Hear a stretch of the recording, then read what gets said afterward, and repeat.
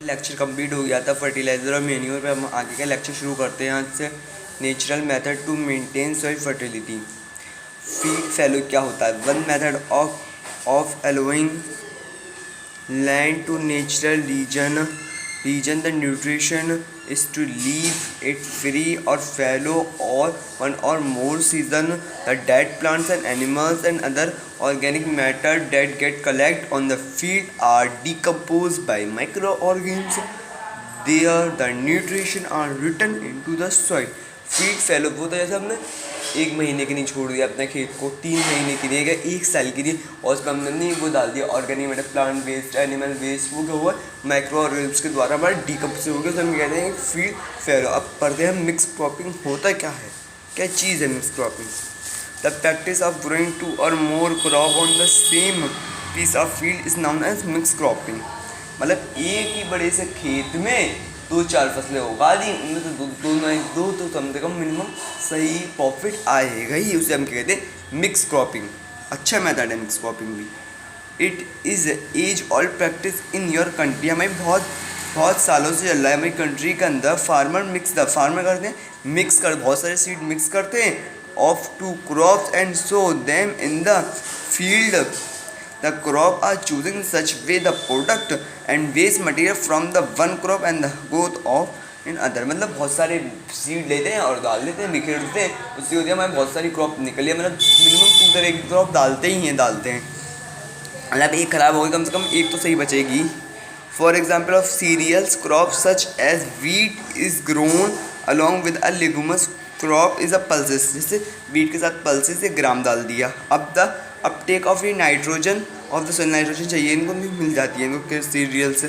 कंपेस्टेड by the adding of nitrogen in the soil by nitrogen fixing bacteria. जो nitrogen fixing bacteria उसमें gram के अंदर लगा होता है, उसका नाम होता है लिगुमस, मतलब राइजोबियम बैक्टीरिया कहते हैं उसे।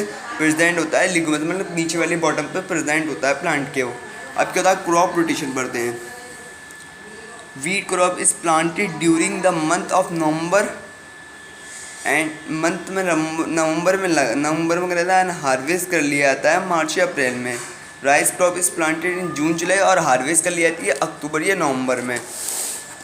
No is in between these 2 seasons and lie the empty instead of leaving it is farmer plant in the pulses crop during this time the pulses in the does not। मैं आपको पढ़ के एक बार आपको short form में उसको समझा दूंगा, समरी फॉर्म में।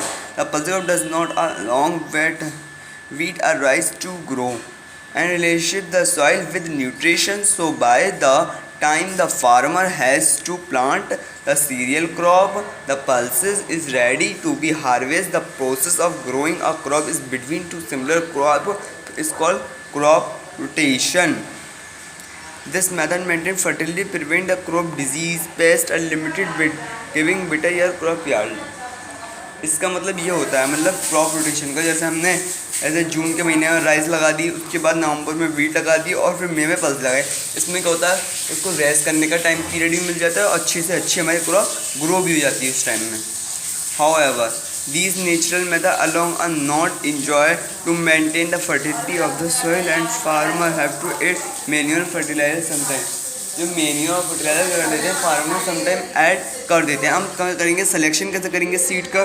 The farmer today are aware of the effect that good quality of seed is a must of a good crop. The farmer therefore must select the seed, healthy seed, the good quality, diet properly and no dampness में उसको तो fungus नहीं लगाना चाहिए, no mix नहीं होनी चाहिए, seed free होना चाहिए इन्फेक्शन और store in strong bags, free होनी चाहिए इंसेक्ट और पेस्ट से, no contain with wash shooting from material extra animal etc। अब सोइंग कैसे करते हैं सीड को? द प्रोसेस ऑफ स्प्रेडिंग, आप अपना आप समझ लीजिएगा चार्ट को, मैं आपको पूरा क्लियर करके आपको ये दिखा दे रहा हूँ, फोटो देख लिए। अब पढ़ते चलो आगे। The process of spreading the seed in the soil to germinate is known as sowing. मतलब हम कैसे जर्मिनेट कर सकते हैं सीड को सबसे ज़्यादा अच्छी तरीके से। For sowing seed, the following point must be kept in. Porosity of the seed must be ensured because of seeding result in certain nutrition and air sunlight. मतलब किल द सीड, मतलब ज़्यादा depth में नहीं करना चाहिए, उससे क्या हो जाएगा हमारा सीड मर भी सकता है. The seed is a proper rows में लगाना चाहिए हमें. वाटरिंग देम और ट्रांसप्लांट करना चाहिए. इजी कॉटन हुआ, potato, maize, soybean are all the row crops, जितनी भी ऑल द रो क्रॉप्स होते हैं. The seed must be sowing at a reasonable depth. ज़्यादा डेप्थ में नहीं, अंडर द सॉइल, ऊपर लगाना चाहिए. तो डेप्थ में हल्का सा लगाना चाहिए, ज़्यादा डेप्थ में नहीं लगाना चाहिए, जिससे हमारा ख़राब भी नहीं होगा seed. They get air, water and suitable temperature to generate होने चाहिए उसे. If they are sowing to deep they may circulate without air that spread on the soil. They may be eaten of the bird. Seed must be sowing proper season में करना चाहिए. Soil must be prepared well so that is a good moisture चाहिए contain the germination होने के लिए उसको. Border casting. अब border casting मैं आपको ऐसे समझा देता हूँ. बॉर्डर कास्टिंग होता है जैसे खाली हमने जैसे खेत में बड़ा था, उसके अंदर में करके स्प्रेड मार दिया सीड, उसलिए हम क्या कहते हैं बॉर्डर कास्टिंग कहते हैं. बहुत सारे सीड है हमारे पास, यूँ हमने पूरा खेत में लाइन वगैरह नहीं होती है, देखिए स्प्रेड करके आपको एक बार दिख रही होगी, उसको यूँ करके बिखेर देते हैं, वही हमारी बॉर्डर कास्टिंग है. और ड्राइल एंड रिबलिंग से क्या होता है, पहले मशीन होती है ट्रैक्टर वगैरह, उससे पूरा खोद ही जाता है, उसके बाद एक एक बीज डाला जाता है इस मशीन के द्वारा, ये वो होता है. सीड ड्रिल वो होती है, इससे खोद दिया और उसमें एक एक करके सीड भर दिया, उसमें हम कहते हैं सीड ड्रिल कहते हैं. मैं आपको समरी फॉर्म में समझा दिया है. Irrigation is the supply of water to agriculture. We supply in the rain water to non also present in there will record farmer supply. जा रहा मैं, रुक जा. Water to the field some का रुका अमाउंट. देखो मैं आपको शॉर्ट फॉर्म में इसको समझा जा रहा हूँ.